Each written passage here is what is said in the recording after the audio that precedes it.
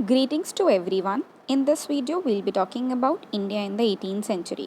18वीं शताब्दी में भारत 1707 में जब औरंगज़ेब की डेथ हो जाती है, उसके बाद से जितने एम्परर्स भी आते हैं उनको हम कहते हैं लेटर मुगल्स। अब लेटर मुगल्स में बहुत सारे लोग रहे हैं, जैसे कि बहादुर शाह, जहांगीर शाह, फारूक शाह, मोहम्मद शाह। और मोहम्मद शाह के टाइम में ही नादिर शाह आता है, इन्वेड करता है इंडिया को।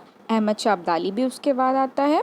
और इसके बाद से, इन दोनों इन्वेजन्स के बाद से मुग़ल्स की हालत इतनी ज़्यादा डिवास्टेटिंग हो जाती, इतनी ज़्यादा ख़राब हो जाती कि दोबारा वापस से वो लोग इसको रीगेन नहीं कर पाते। और इसी बीच क्या होता है, रीजनल किंगडम्स जो हैं वो पावर में आ जाती हैं। रीजनल किंगडम्स के साथ साथ ही हम देखेंगे कि उसी टाइम पे ब्रिटिशर्स भी पावर में आ जाएंगे और फ्रेंच कंपनी भी पावर में आ जाएगी। So let us talk about decline of the Mughal empire. Mughal empire decline ही क्यों किया? सबसे पहला फैक्टर जो हिस्टोरियंस मानते हैं वो है राइवलरी अमंग द नोबल्स। जो भी नोबल्स थे उनके पास, उनमें 3 क्लासेस होती थी, तुरानीज़, ईरानीज़ एंड हिंदुस्तानीज़। और यही लोग बेसिकली क्या करते थे, किंग को बनाते थे। इनको असल में क्या बोला जाता था, किंग मेकर। और ये लोग क्या करते थे, अपने पर्सनल इंटरेस्ट के हिसाब से राजा बनाते थे। फॉर एग्ज़ाम्पल, मुग़ल्स में कोई क्राइटेरिया तो था नहीं, और किसी भी राजा में कोई क्राइटेरिया नहीं होता था। होता क्या था कि जितने भी भाई होते थे या जो भी बहन भाई जितने भी होते थे, वो लोग अब उनमें झगड़ा शुरू हो जाता था। जैसे ही किसी राजा की डेथ होती थी, उनमें झगड़ा शुरू हो जाता था कि कौन राजा बनेगा। लेटर मुग़ल्स में एक डिसअपॉइंटमेंट ये था कि एफिशिएंट रूलर कोई हमें देखने को नहीं मिला। जितने भी रूलर्स होते थे वो सब नोबल्स पे डिपेंड करते थे, और नोबल्स ने इनडायरेक्टली उन्हें एक्सप्लॉइट करना शुरू कर दिया था अपने पर्सनल इंटरेस्ट के लिए। अब हम नेक्स्ट बात करेंगे जागीरदारी सिस्टम के बारे में। जागीरदारी सिस्टम में बेसिकली मुग़ल्स क्या करते थे, अपने जो भी ऑफिसर्स होते थे उनको जागीर्स देते थे। उनकी सर्विस के बदले में उन्हें जागीर दी जाती थी। तो by the end of the 17th century के एंड में मोस्ट ऑफ द जो क्राउन लैंड था, क्राउन लैंड मतलब कि जो राजा के अंदर लैंड आता था, उससे ज़्यादातर लैंड वो जागीर, क्राउन लैंड जो था वो जागीर में बदल गया था। अब जब क्राउन लैंड ही जागीर में बदल जाएगा तो राजा के पास रेवेन्यू कम होगा, और जब उनके पास रेवेन्यू कम होगा तो उनकी पावर ऑब्वियस है कि डिक्रीज़ हो जाएगी। Next will be talking about मनसबदारी crisis. मनसबदारी crisis में क्या होता था, एक मनसबदार होता था, उसे एक फिक्स्ड ट्रूप को मेंटेन करना होता था। एक फिक्स्ड ट्रूप को मेंटेन करने के लिए उसके बदले में उसको एक जागीर दी जाती थी। तो वो क्या करता था, जागीर पे टैक्सेस लगाता था जो कि उसकी सैलरी के इक्वल होते थे, और फिर क्या करता था, उसी से वो अपना जो भी मनी कलेक्ट होता था उसी से वो अपना घर चलाता था, और जो ट्रूप्स होते थे उनको देता था। इस तरह से वो अपने बैलेंस करके चलता था। अब later half of the 17th century में क्या होता है कि मनसबदार अचानक से बढ़ जाते हैं। मनसबदार बढ़ गए और प्रॉफिट घट गया। इस वजह से जो सेंट्रलाइज कंट्रोल था, सेंट्रलाइज कंट्रोल किसका था, जो किंग का सेंट्रलाइज कंट्रोल था वो वीक हो जाता है। मनसबदार की पावर बढ़ने लगती है और किंग वीक होने लगता है। इस वजह से जो मिलिट्री स्ट्रेंथ है, जब उनको पैसे नहीं मिलेंगे तो मिलिट्री स्ट्रेंथ भी इतनी अच्छी नहीं रह जाएगी। अब मनसबदार का ये जो फेलियर था कि ट्रूप्स को उन्हें बांधे रखना है, और मुग़ल्स के साइड से क्या था, फेलियर कि वो न्यू वॉरफेयर को, न्यू टेक्नोलॉजी को अपने यहाँ नहीं अपना रहे थे। तो इसी वजह से क्या हो गया, जो उनकी आर्टिलरी विंग था और जो भी वॉरफेयर का विंग था वो क्या हो गया, आउटडेटेड हो गया। उनके जो इक्विपमेंट्स थे वो आउटडेटेड हो गए। जबकि बाकी क्या थे, बाकी जो अभी जब अहमद शाह अब्दाली और बाकी जितने लोग इन्वेजन्स करने आएंगे, उनके जो इक्विपमेंट्स थे वो हाईली टेक्नोलॉजी में थे। ओके, फिर क्या होता है कि उनके पास नेवी नहीं थी। किसके पास, मुग़ल्स के पास नेवी नहीं थी। और इस वजह से क्या हो गया कि जैसे ही हमारे पास फॉरेन इन्वेजन आता है, मुग़ल्स उसको डिफेंड नहीं कर पाते हैं और फेल हो जाते हैं। Next is Wars of succession. जैसा कि मैंने अभी आपको बताया कि जैसे ही किसी की किंग की डेथ होती थी तो उनके बच्चों में झगड़े स्टार्ट होते थे कि किस तरह से हमें गद्दी हासिल करनी है।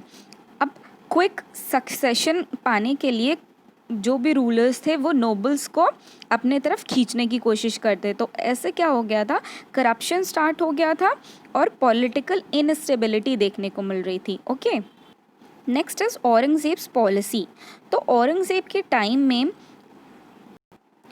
औरंगज़ेब का डेक्कन कैंपेन जो था उस वजह से क्या होते थे, वॉर्स बहुत सारे देखने को मिल रहे थे। किसके किसके साथ वॉर्स हुए थे, सिख के साथ वॉर्स हुए थे, मराठा के साथ वॉर्स हुए थे। इतने सारे वॉर हो गए थे कि औरंगज़ेब के पास टाइम ही नहीं बचा था अपनी एम्पायर को अच्छे तरीके से एडमिनिस्टर करने का और पीसफुल ट्रीटीज़ बनाने का। सो व्हाट हैपन्स हियर कि जब औरंगज़ेब जब तक रहता है तब तक तो ठीक है, लेकिन जैसे ही उसके बाद डेथ होती है उनकी एम्पायर क्या होता है, टॉटर करना स्टार्ट कर जाती है और अल्टीमेटली क्या हो जाता है, मुग़ल एम्पायर का डिक्लाइन हो जाता है। Next is foreign invasion.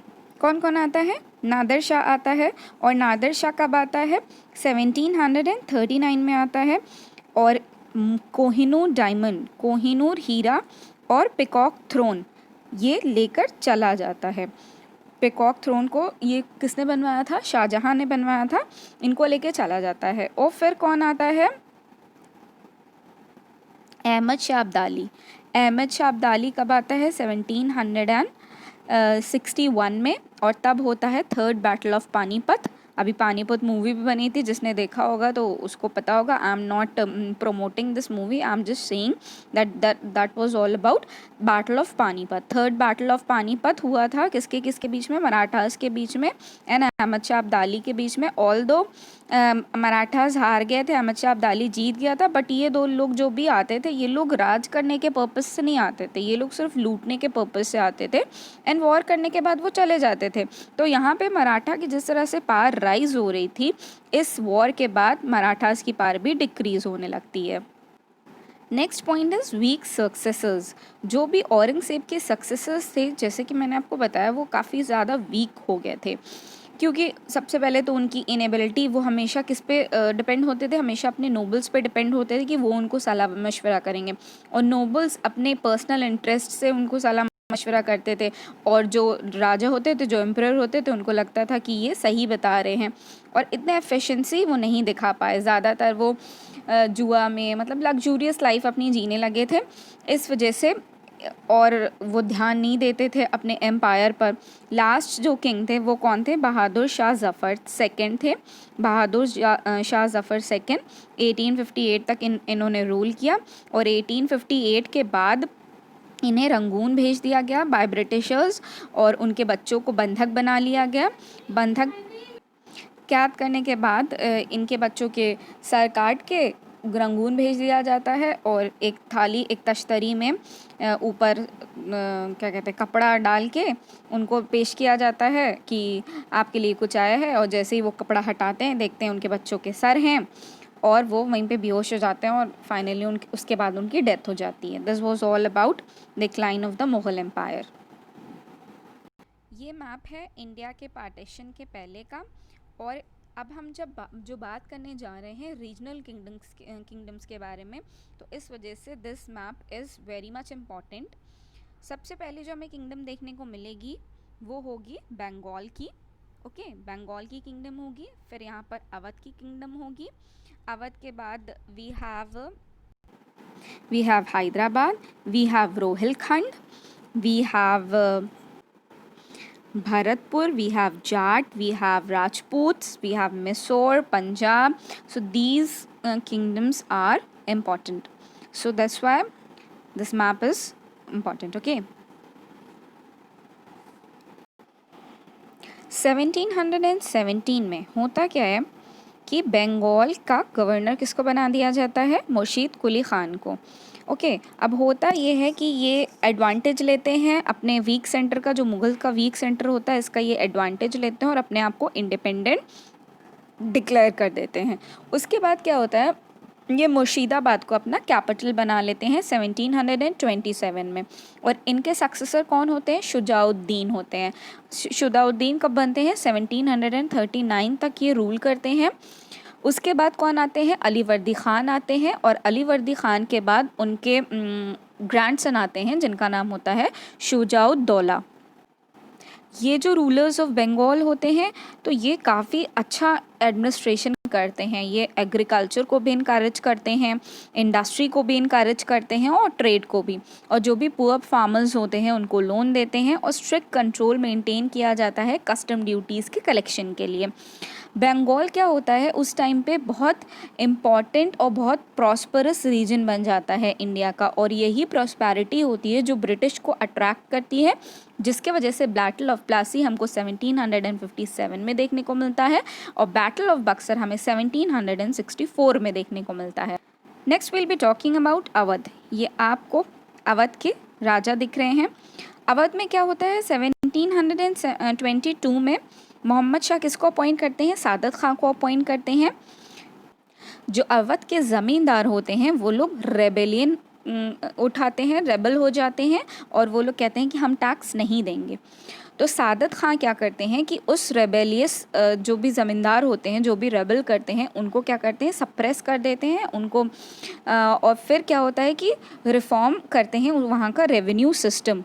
उसके बाद वो कौन कौन सा ऑफिस स्टार्ट करते हैं, रिमेंबर किसको स्टार्ट करते हैं, सूबेदार को स्टार्ट करते हैं। सूबेदार मतलब होता है जो पॉलिटिकल हेड होता है। फौजदार को स्टार्ट करते हैं, फौजदार की पोस्ट का क्या होती है, जो मिलिट्री का हेड होता है। और दीवान को बनाते हैं। दीवान मतलब क्या होता है, जो हेड ऑफ रेवेन्यू होता है उसको हम लोग दीवान कहते हैं। और इनके बाद 1739 में सफदर जंग आते हैं। सफदर जंग भी बहुत एबल एडमिनिस्ट्रेटर रहते हैं और पीपल जो अवध के उस टाइम रहते हैं उनको बहुत अच्छी प्रॉस्पेरिटी देखने को मिलती है उस टाइम पे, और पीस देखने को मिलता है इन नवाब्स के अंडर। और इन नवाब्स के अंडर हमारा सेंटर क्या बनता है, लखनऊ मेजर सेंटर बनता है। किसके लिए, आर्ट एंड कल्चर के लिए। Okay, talking about Hyderabad. Hyderabad में किसको फ़ारुख सियार और मोहम्मद शाह अपॉइंट करते हैं, चिन किलिच ख़ान को अपॉइंट करते हैं। और इन्हीं को कौन सा टाइटल दिया जाता है, निज़ामुल मुल्क असफ जाह। 1724 में ये हैदराबाद का स्टेट स्टैब्लिश करते हैं। ये मनसबदार को अपॉइंट करते हैं जागीर्स को ग्रांट करने के लिए। लेकिन ये क्या करते हैं, इस टाइम पे मोहम्मद शाह की परमिशन नहीं लेते हैं। और इसलिए परमिशन नहीं लेते हैं वो क्योंकि मोहम्मद शाह बहुत पावरलेस है और इनको गवर्नर जब इनको गवर्नर बना दिया जाता है तो अपने आप को ये इंडिपेंडेंट रूलर डिक्लेयर कर देते हैं। तो जो भी चिन खलिज खान डिसीजन लेते हैं उसको जो मोहम्मद शाह थे वो क्या करते हैं, वो रोक नहीं सकते हैं। और जो भी सक्सेसर होते हैं फिर निज़ामुल मुल्क के, उनको क्या कहा जाने लगता है, निज़ाम कहा जाने लगता है। Now we'll talk about Rohilkhand. ये जो आप स्ट्रक्चर देख रहे हैं ये रोहिलास ने बनवाया था। एक्चुअल में रोहिलास थे क्या, रोहिला एक अफ़गान ट्राइब थी और ये कहाँ पर कॉन्सेंट्रेटेड थी, मुरादाबाद और बरेली के रीजन में जो कि उत्तर प्रदेश में है।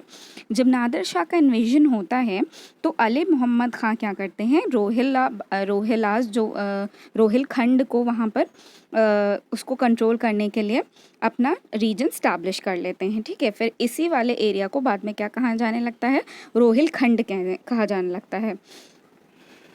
रोहिलास की क्या होती रहती है, नेबरिंग किंगडम से लड़ाई होती रहती है, अवध से, दिल्ली से, जाट से और मराठा से इनकी लड़ाई होती रहती है। अब हम बात करेंगे भरतपुर जाट के अंडर किस तरह से था।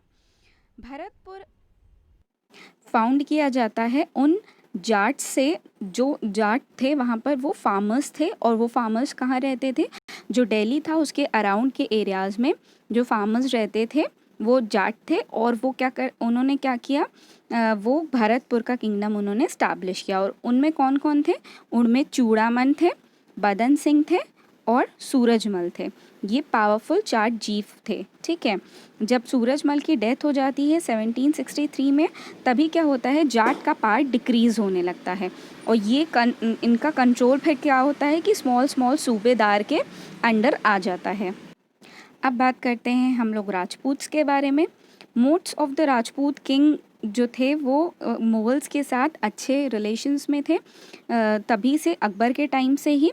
लेकिन क्या हुआ कि कुछ औरंगज़ेब के टाइम रिवोल्ट कर गए और 18वीं सेंचुरी में बहुत सारे राजपूत स्टेट्स क्या हो गए, वो इंडिपेंडेंट हो गए। तो सबसे ज़्यादा अगर हम बात करें कि सबसे ज़्यादा फेमस कौन था, तो शायद आप लोग ने नाम सुना होगा, अगर नहीं सुना है तो let me tell you, he was Sawai Raja Jai Singh. He was known as Sawai Raja Jai Singh of Amber. ठीक है, ये क्या थे, ये बहुत ज़्यादा साइंस में और पढ़ाने में और सीखने में बहुत ज़्यादा बिलीव करते थे और बहुत ज़्यादा इनकरेज करते थे। इन्होंने ही सिटी ऑफ जयपुर को खोजा था और अपना कैपिटल उससे बनाया था। ये एस्ट्रोनॉमी में बहुत ज़्यादा इंटरेस्ट रखते थे और इन्होंने एस्ट्रोनॉमी को ऑब्जर्व करने के लिए क्या बनाई थी, लेबोरेटरी बनाई थी। कहाँ कहाँ बनाई थी, दिल्ली में बनाई थी, जयपुर में बनाई थी, मथुरा में बनाई थी और उज्जैन प्लस बनारस, ये जगह थी जहाँ पर इन्होंने 5 लेबोरेटरीज़ बनाई थी। ये एग्ज़ाम्स में पूछा जाता है कि कहाँ कहाँ उन्होंने लेबोरेटरीज़ बनाई थी, तो it was Delhi, Jaipur, Mathura, Ujjain and Banaras. So here I am ending this video because this video is going to be somewhat big. तो मैं यहाँ पर end करी हूँ। पंजाब से मैं next video में बताऊँगी। If you like this video then give it a thumbs up and subscribe to my channel. And अगर आप चाहते हैं कि मैं कुछ न्यू टॉपिक स्टार्ट करूं, कोई न्यू सीरीज़ स्टार्ट करूं, तो let me know because I will be following this series till the modern of history, till the end of the modern of the history. Then I'll be starting with the medieval and then the ancient. So अगर आप कुछ add on कराना चाहते हैं तो let me know, comment me and then tell me. Okay, thank you.